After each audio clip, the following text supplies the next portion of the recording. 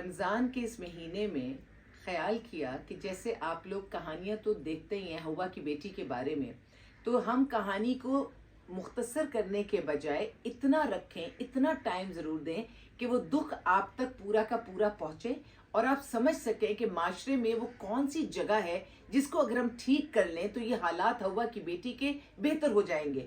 کیونکہ ہمارے گھر میں بھی ہوا کی بیٹی ہے اور آپ کے گھر میں، سب کے گھر میں ہوا کی بیٹی ہوتی ہے، تو کیوں نہ سب کے لیے کام کیا جائے. اور عزت کی جہاں بات ہوگی وہاں امیر غریب ہر انسان کی اور ہر بچی کی عزت برابر ہے. میں آپ کو رمضان میں کوشش کروں گی کہ جتنے کیسز آپ کو میکسیمم دکھا سکوں تاکہ آپ اپنے لیے دعا کیجئے اور اپنے بعد ان بچیوں کے لیے دعا کیجئے، پورے معاشرے کے لیے، فلسطین کے لیے دعا کیجئے کہ اللہ تعالیٰ وہاں پر بھی امن قائم ہو اور ہمارے گھروں میں، دلوں میں، رشتوں میں بھی اللہ تعالیٰ امن قائم ہو جائے. یہ جو خون سفید ہو گیا، اللہ تعالیٰ، خون کا رنگ تو لال ہے، اس کو اتنی ہی گرم جوشی کے ساتھ ہونا چاہیے اور ان بچیوں کو گھروں میں ہونا چاہیے. اس بچی کی والدہ میرے پاس آئی تھی ادارے میں بہت سال پہلے، اور اب یہ بچی سالوں بعد یہی ادارے میں میرے ہی ساتھ بیٹھی ہوئی ہے. تو کیا وجہ ہے کہ سالوں کا ایک لمبا عرصہ گزر گیا لیکن ہوا کی بیٹی وہیں کی وہیں کھڑی ہے. چہرے بدل رہے ہیں، حالات نہیں بدل رہے. جی بیٹے آپ بتائیے کہ آپ کو کہاں سے یاد ہے کہ کہاں سے زندگی میں زندگی ایک بہت اچھی گزر رہی تھی، ایک دم کہاں سے گرنا شروع ہو گئی وہ زندگی؟ بہت چھوٹے چھوٹے تھے ہم لوگ، تو پپا کا انتقال ہو گیا تھا. میں 7 سال کی تھی اور باقی بہنیں مجھ سے بھی چھوٹی چھوٹی تھی.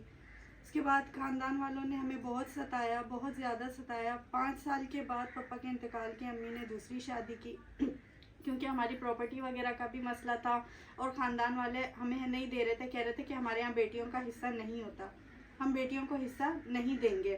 امی نے بہت جد و جہد کر کے یہ ان سے منوایا کہ ہاں بیٹیوں کا حصہ ہے. اس کے بعد جب امی نے شادی کر لی 5 سال کے بعد، تب میری عمر 12 سال کی تھی. اس کے بعد میرے تایا والوں نے اس چیز کو بلیک میل کرنا شروع کر دیا کہ امی کی شادی کو لے کر انہوں نے کہا کہ تم چھپاؤ اور ہم اس چیز کو چھپا کر تمہیں تمہارا حق دلوائیں گے کیونکہ تم نے بچیاں سنبھالی ہیں. لیکن انہوں نے پھر اپنی سیاست چلی، انہوں نے پھر اپنے بیٹے سے میرا نکاح کروایا اور ان کا جو بیٹا تھا وہ بچپن سے ہی ہمارے ساتھ رہتا تھا، ہمیں پالا پوسا، اس نے ہمیں بڑا کیا. انہوں نے کہا کہ اس سے اس کا نکاح کرواؤ، اور وہ بچپن سے ہی شراب ہم اس کو پیتے ہوئے دیکھ کر آتے تھے. جب میں نے اس کو نکاح ہوا میرا، جب میں نے اس کو اس چیز سے روکا تو اس نے کہا کہ تو کون ہوتی ہے مجھے روکنے والی. اس نے مجھے طلاق دے دی. اس کے بعد امی نے پھر میں نے کورٹ میرج کی. یعنی میں یہ جاننا چاہوں گی کہ وہ آپ کے ساتھ ہی پلا بڑا تھا لیکن اس کے باوجود اس کو یہ عادتیں تھیں اور آپ لوگ اس کو روک نہیں سکے تھے وجہ کیونکہ وہ اپنی مرضی کا مالک تھا، بالغ تھا، اس لیے ہم اسے کچھ بھی نہیں. ہم تو چھوٹے چھوٹے تھے، وہ صرف ہمیں سنبھالتا تھا، ہمارے گھر کا خرچہ وغیرہ اٹھاتا، ہمیں اسکول وغیرہ لانا لے جانا سب کچھ اسی نے کیا تھا. ہم اسے بھائی کہتے تھے. لیکن میرے تایا نے کہا کہ نہیں، وہ تو کزن ہے نا، بھائی تو نہیں ہے نا. اور پھر میرا نکاح کروا دیا اس کے ساتھ زبردستی، امی کو بلیک میل وغیرہ کر کے کہ اگر یہ نہیں کرے گی تو اس سے چھوٹی والی بہن کا کروا دو.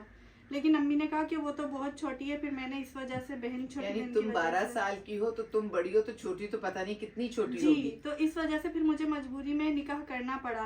لیکن 3 ماہ میں میری طلاق ہو گئی نا. اس کے 3 سال کے بعد پھر میں نے کورٹ میرج کی. وہ میری پسند کی شادی تھی، وہ بھی میرے 2 بچے ہوئے. اس کے بعد آہستہ آہستہ پتہ چلا، انہی کے گھر والوں سے پتہ چلا کہ وہ نشے کے انجیکشن لگاتا ہے اور اس کا علاج کروا رہے. میرے 2 بچے ہو چکے تھے اور میں اتنی مجبور تھی کہ گھر میں نہ کھانے کو ہوتا تھا نہ پینے کو. کیونکہ جب میں نے کورٹ میرج کی تھی امی نے کہا تھا کہ اب تم ایک رئیس کی اولاد نہیں ہو، اب تم ایک غریب کی بیوی ہو، تو تمہیں چٹنی روٹی جو بھی ہوگی تمہیں اسی کے ساتھ نبھانا ہے کیونکہ تمہاری دوسری شادی ہے. تو میں نے یہ کوشش کی، میں نے اپنا گھر شہر سب کچھ چھوڑا. میں دوسرے شہر میں شفٹ ہوئی کہ یہ ٹھیک ہو جائے، اس کا کاروبار صحیح ہو جائے، اچھا ہو جائے. اس کے باوجود بھی وہ ٹھیک نہیں ہوا. امی نے بھی بہت کوشش کی، گھر دیا، بائک دی، ہر چیز دی، لیکن وہ پھر بھی مجھے چھوڑ کر چلا گیا. پھر میری عزت پر بات آنے لگی تو پھر میں نے کھلا لی کہ آج تو امی ہیں. عزت پہ بات آئی کیسے؟ وہ پھر لوگوں سے پیسے مانگنا شروع کیا، بیوی بیمار ہے، بچے بیمار ہے، پیسے دو، مدد کرو. پھر وہ بینک سے لون وغیرہ اٹھانا، اس کا نشہ کرنا. پھر اس کے بعد وہ مردوں کو، اپنے دوستوں کو گھر میں لانا بٹھانا. تو یہ بات امی کو صحیح نہیں لگی. امی نے کہا ایسا نہ ہو کل کو تمہاری عزت پر بات آئے، اس سے بہتر ہے کہ تم علیحدہ ہو جاؤ. تو پھر میں نے کھلا لی اس سے نا. پھر 9 مہینے تک میں بیٹھی رہی. میں نے اپنے بچے بھی اسی وجہ سے چھوڑے کہ بچے اگر میرے پاس ہوں گے تو وہ بار بار آ کے گلی میں تماشے یا کچھ اس طریقے سے، اس وجہ سے میں نے اپنے بچے بھی چھوڑ دیے کہ باپ کے پاس ہی رہیں. آپ کو بہت یاد آتے ہیں؟ بہت یاد آتے ہیں. ماں ہوں، لازمی بات ہے. 9 ماہ میں نے پیٹ میں رکھا ہے ان کو. بہت یاد آتے ہیں مجھے، دل بھی کرتا ہے ملنے کا، لیکن میں مجبور ہوں، میں ان سے مل بھی نہیں سکتی، کیونکہ ملنے کا کہتی ہوں تو امی کہتی ہیں یا بچوں سے واسطہ رکھو یا ماں سے، یا ماں کی عزت دیکھو، محلے میں بدنامی ہوگی۔ 3 سال سے میں اپنے بچوں سے نہیں ملی ہوں۔ کتنا تکلیف دہ وقت ہے نا کہ یہ بھی ماں ہے اور اس کی ماں بھی ظاہر ہے ایک ماں ہے، لیکن کیسا زمانہ آپ کو چاروں طرف سے گھیر دیتا ہے کہ ایک ماں اپنے بچوں سے نہ مل سکے اور 3 سال تک نہ مل سکے، پھر آپ بچوں سے ملی تو زندگی آپ کی اب اس وقت آپ کی زندگی کہاں ہے؟ 9 ماہ ہی ہوئے تھے میری خلا کو کہ امی والوں نے میری دوبارہ شادی کروا دی، یعنی تیسری شادی کروا دی میری۔ اس کے بعد وہ شوہر بس ان کی بھی وائف کا انتقال ہو گیا تھا، ان کی بھی 2 بیٹیاں ہیں، تو اس وجہ سے امی نے میری شادی کروا دی کہ بچیاں پالے گی تو اس کا ذہن بڑھ جائے گا، یہ اس کی اور بھی اولاد ہو جائے گی، یہ اپنی اولادوں کو بھول جائے گی۔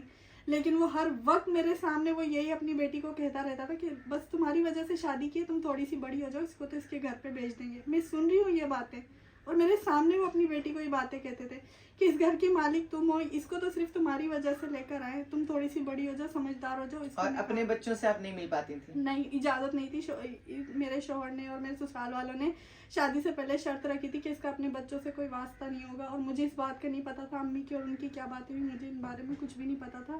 بعد میں جب میں نے بچوں سے ملنے کا کہا تو مجھے پتا چلا کہ ان لوگوں کی پہلے ہی آپس میں بات چیت ہو چکی ہے کہ میرا اپنے بچوں سے کوئی واسطہ نہیں ہوگا۔ اب کہاں کھڑی ہو؟ اب شیلٹر ہوم میں، اب میرے پاس آئی ہو تو سب کچھ ہو گیا، لیکن آپ کی کہانی وہیں کی وہیں ہے کہ آپ شیلٹر ہوم میں اپنے گھر میں موجود نہیں ہیں۔ وہ اسی وجہ سے کہ شوہر نے کہا کہ میں نے اس کو رکھنا نہیں ہے، امی والے کہتے تھے ہم تمہیں کیسے رکھیں، یہاں پر لوگ آتے جاتے ہیں، خاندان والے آتے جاتے ہیں، باتیں بنائیں گے، تم اپنا گھر سنبھالو، یہ وہ رکھنے کو تیار نہیں، گھر والے بھی رکھنے کو تیار نہیں، تو پھر مجبور ہو کر بالکل ڈپریسڈ ہو کر میں نے یہ قدم اٹھایا جو میں یہاں آئی۔ یہ وہ بچی ہے جس کے باپ ماشاءاللہ اچھے پیسے والا، اور اللہ تعالیٰ نے وہ پیسہ ان بچیوں تک پہنچایا بھی، لیکن آج اس پیسے کے ہوتے ہوئے بھی، اس ماں کے ہوتے ہوئے بھی، یہ خود بھی ماں بنی، اس کے اپنے 2 بچے ہیں، ان کے ہوتے ہوئے بھی اس وقت ایک بندے کے نکاح میں ہے، اس کے نکاح میں ہوتے ہوئے بھی ہوا کی بیٹی میرے پاس موجود ہے، اور ہوا کی بیٹی یہی سوال کرتی ہے کہ زندگی میں کون سی آزمائش اور تکلیف باقی رہ گئی کہ جس کو میں پورا کروں تو میری زندگی میں کوئی آسانی، سکون، کوئی سہولت یا سکھ کا کوئی سانس آ جائے۔ آپ ہی لوگ سوچئے، آپ ہی لوگ بتائیے کہ یہ سکھ کا سانس ہوا کی بیٹی کیسے لے سکتی ہے؟ جزاک اللہ۔